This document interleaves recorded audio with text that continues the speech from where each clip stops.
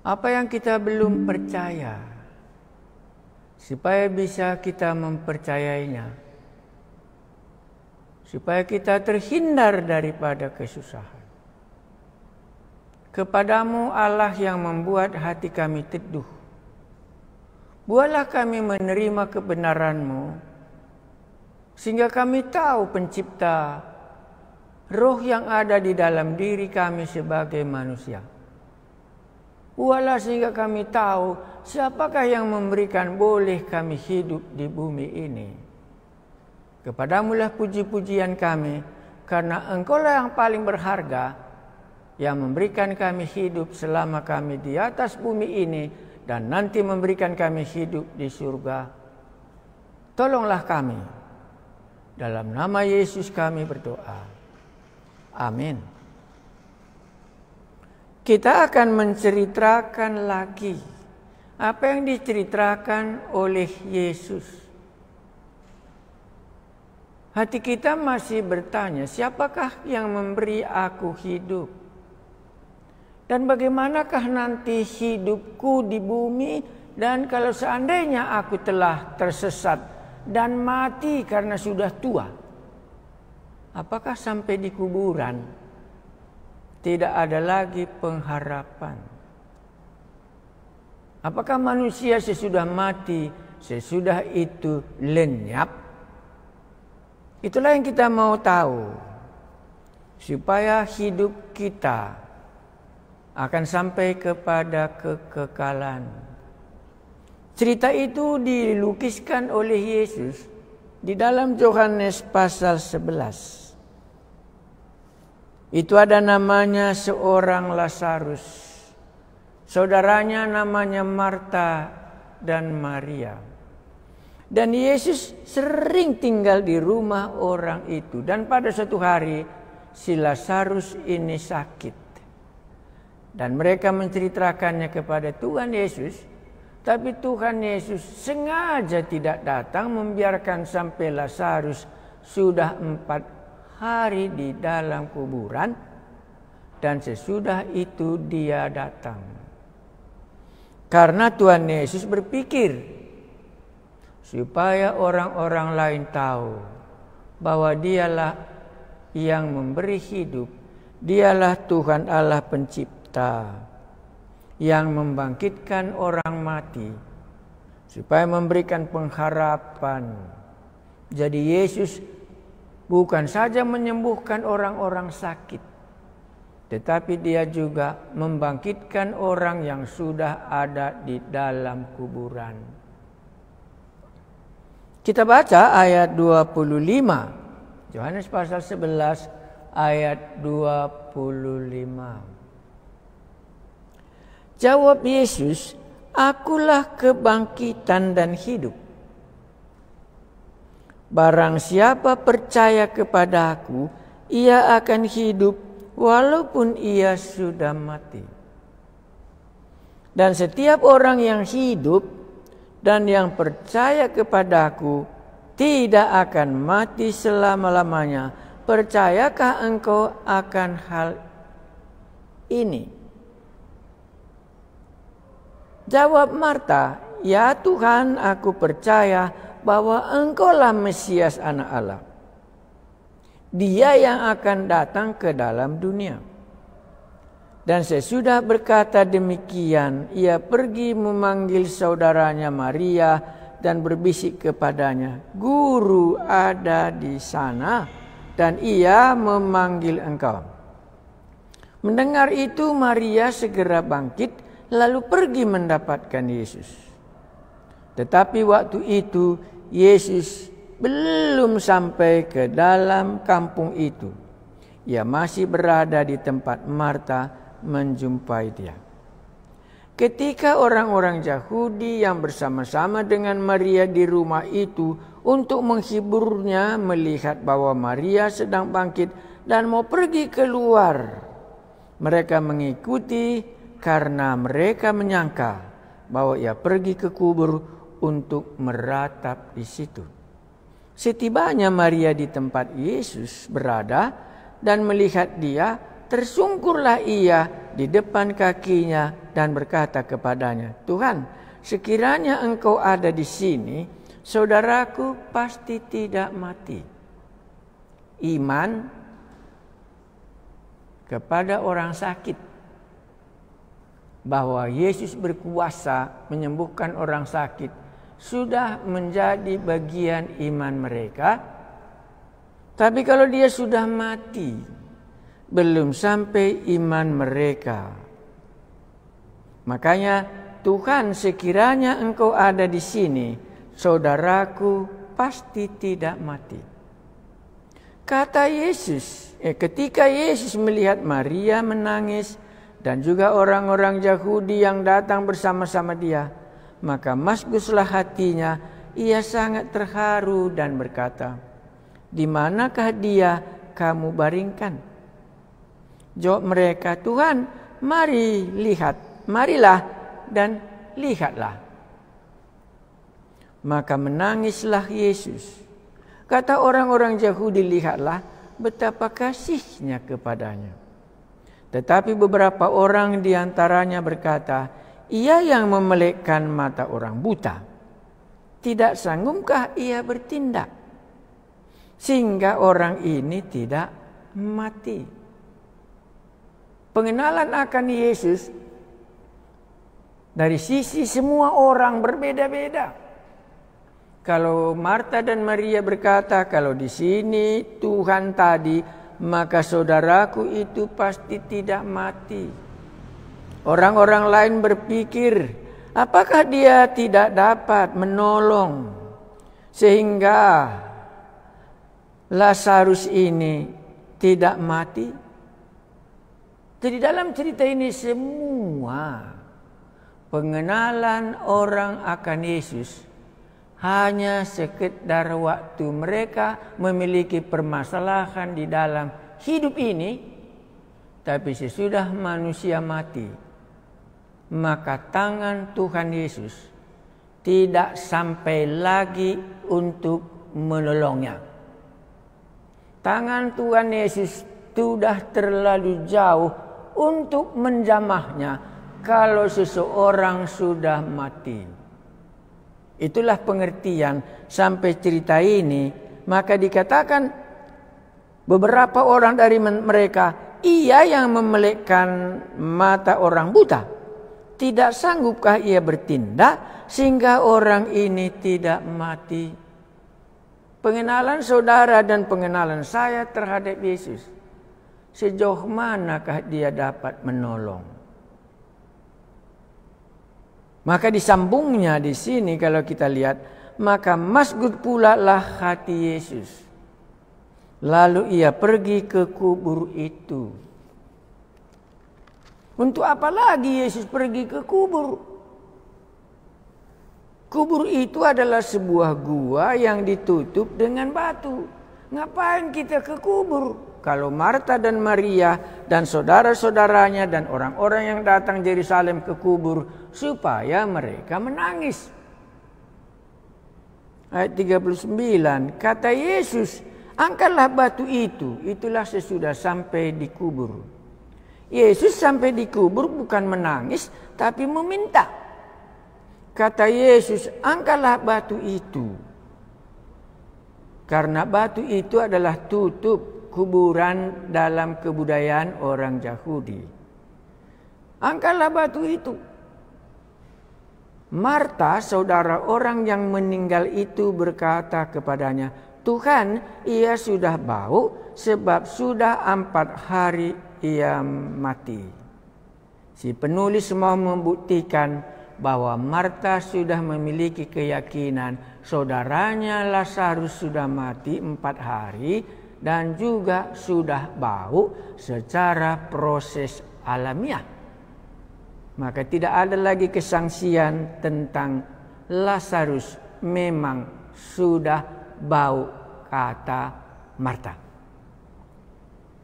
Jawab Yesus, bukankah sudah kukatakan kepadamu, jikalau engkau percaya, engkau akan melihat kemuliaan Allah. Apa artinya kita sudah membicarakan soal kemuliaan Allah? Maka kita tidak pernah lupa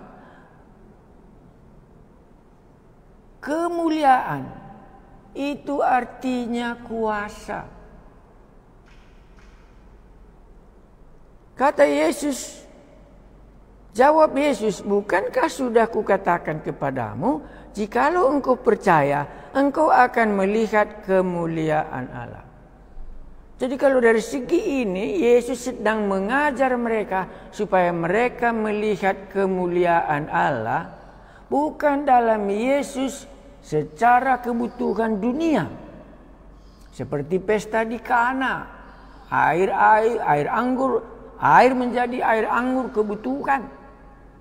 Seperti banyak roti mereka makan. Mereka sudah melihat kemuliaan Allah, kesanggupan Allah. Jadi kalau demikian, bukankah sudah kukatakan kepadamu, jikalau engkau percaya, engkau akan melihat kemuliaan Allah. Jadi apa yang dilakukan Yesus sesudah dia berkata demikian, supaya Marta, Maria dan orang-orang Yahudi yang hadir di sini supaya melihat kemuliaan Allah di dalam diri Yesus. Maka tadi dia sudah katakan, akulah kebangkitan dan hidup. Mungkin Anda masih ingat waktu Musa bertanya, siapakah nama Tuhan Allah itu? Maka Tuhan Allah menjawab, aku adalah aku. Sekarang dia sudah berkata, akulah kebangkitan dan akulah hidup, yang hadir di Gunung Sinai bersama dengan Musa. Dulu belum dalam tubuh yang memiliki darah dan daging.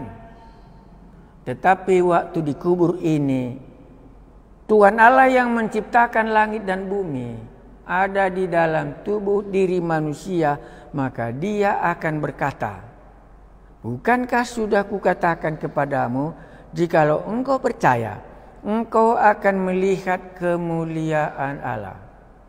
Allah yang namanya aku adalah aku. Sekarang inilah dia yang sedang menyatakan kemuliaannya. Inilah dia yang menghembuskan napas kehidupan.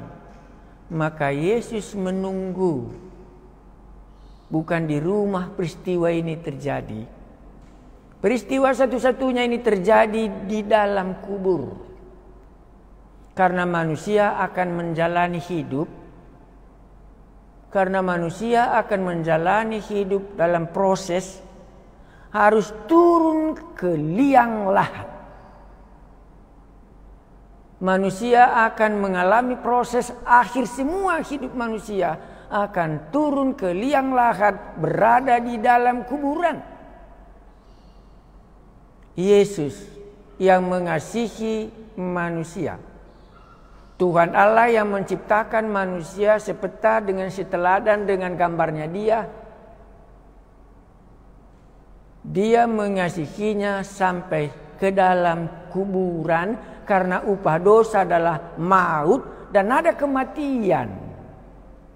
Jadi kalau Yesus pergi ke kuburan membuktikan apa yang dia sudah katakan, kalau engkau makan buah ini engkau akan mati. Sekarang inilah dia, sudah 4 hari dikubur dan sudah bau, kata Marta. Kalau dulu Adam dan Hawa tidak percaya, maka Yesus berkata, bukankah telah kukatakan kepadamu, kalau engkau percaya, engkau akan melihat kemuliaan Allah. Apa yang dilakukan? Maka mereka mengangkat batu itu. Secara terpaksa mereka harus mentaati apa yang dikatakan Yesus. Maka mereka mengangkat batu itu. Lalu Yesus menengadah dan berkata, Bapa, aku mengucap syukur kepadamu, karena engkau telah mendengarkan aku. Aku tahu bahwa engkau selalu mendengarkan aku. Tetapi oleh karena orang banyak yang berdiri di sini mengelilingi aku mengatakannya, supaya mereka percaya bahwa Engkaulah yang telah mengutus aku. Apa yang dapat kita tangkap dalam cerita ini? Yesus memanggil Bapa, tapi jangan lupa dia bukan memohon supaya Bapa membangkitkan Lazarus. Jangan salah menafsirkan ayat ini. Yesus bukan memohon supaya Bapa di surga membangkitkan Lazarus. Karena tadi dia sudah katakan ayat 25, akulah kebangkitan dan hidup. Jadi kenapa Yesus berdoa, ya Bapa? Supaya kita tahu bahwa Yesus diutus oleh Allah Bapa. Supaya kita tahu, marilah kita menciptakan manusia sepeta dan seteladan dengan kita. Dan Roh Allah melayang-layang menunjukkan kesatuan antara Bapa dan Anak adalah satu. Ini bukan seperti kita berdoa, Allah jauh dan kita berseru kepadanya.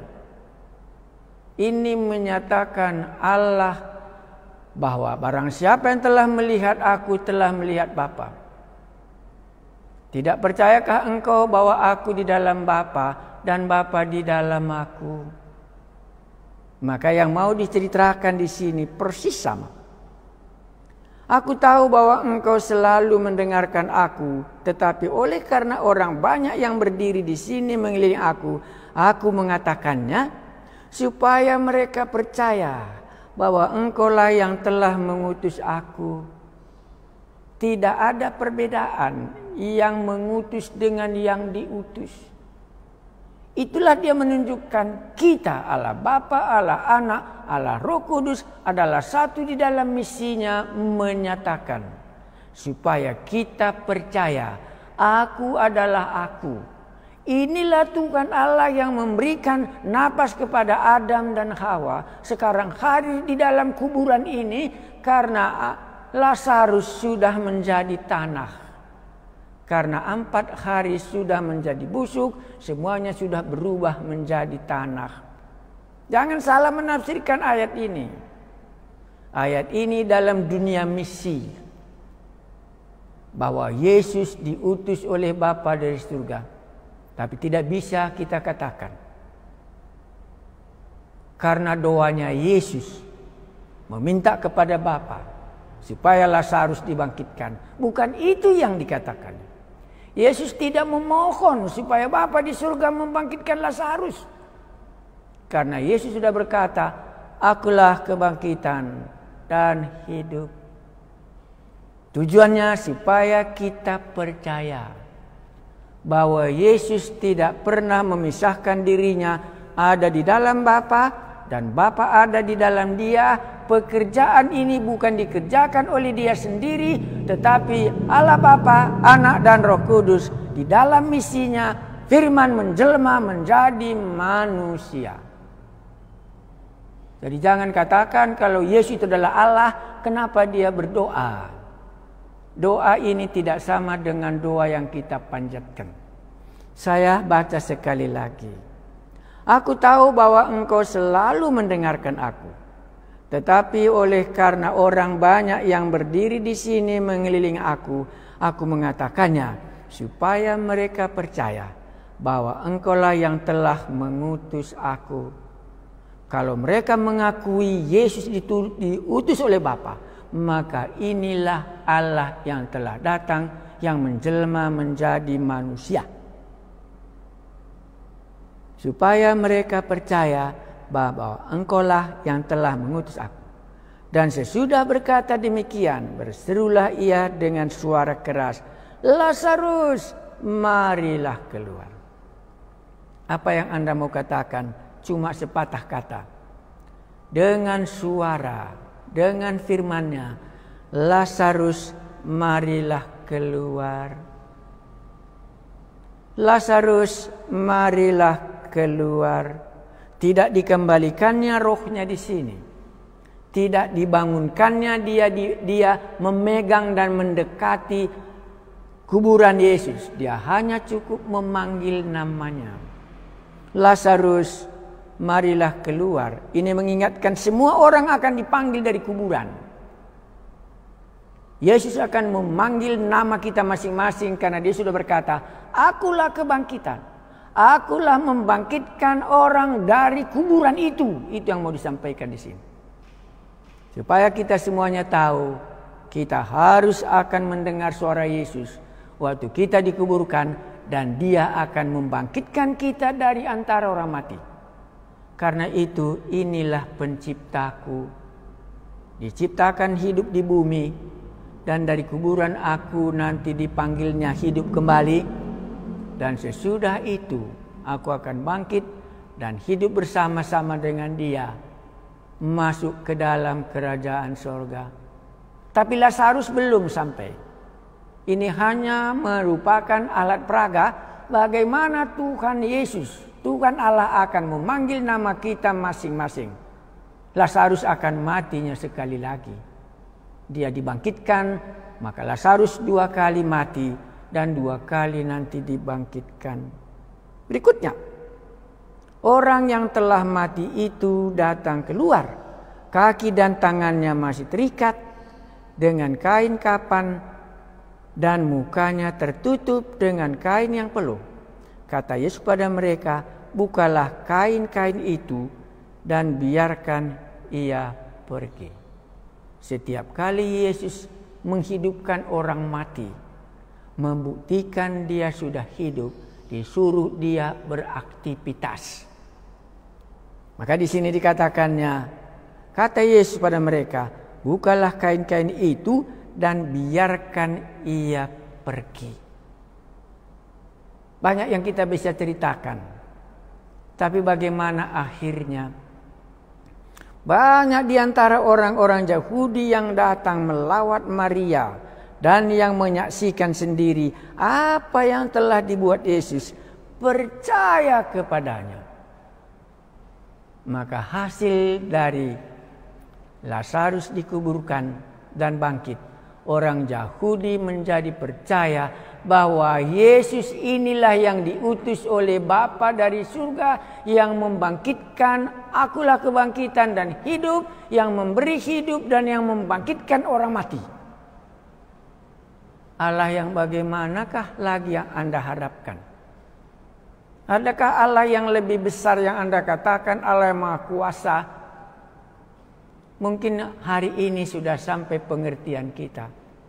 Inilah Tuhan Allahku yang menciptakan aku. Dan inilah Tuhan Allahku yang sampai ke kubur akan membangkitkan aku, karena dialah kebangkitan dan hidup. Jadi dialah yang sampai ke kubur memberi kebangkitan kepada tubuh yang sudah dikuburkan supaya kita memiliki hidup. Maka Yesus katakan, akulah kebangkitan dan hidup. Dan mereka menjadi percaya. Mari kita berdoa. Kami sudah sampai kepada klimaks bahwa Engkaulah Allah, Tuhan Allah, yang diutus oleh Bapa dari surga, bahwa Engkaulah kebangkitan dan hidup. Maka kami mengaku dan percaya bahwa Engkaulah pencipta tubuh, roh dan jiwa kami. Bahwa Engkaulah yang meletakkan langit dan bumi. Dan Engkaulah menciptakan roh di dalam diri manusia sehingga manusia itu bisa hidup. Dan Engkaulah yang membangkitkan orang-orang mati dari kubur. Karena itu Engkaulah Allah yang kepadanya kami telah mengaku Yesuslah Tuhan Allah yang menciptakan kami satu persatu. Terima kasih Tuhan kami Yesus. Engkau telah datang dari surga dan kami sudah mengenal pencipta kami. Di dalam nama-Mu yang berkuasa kami telah melihat kemuliaan-Mu. Amin.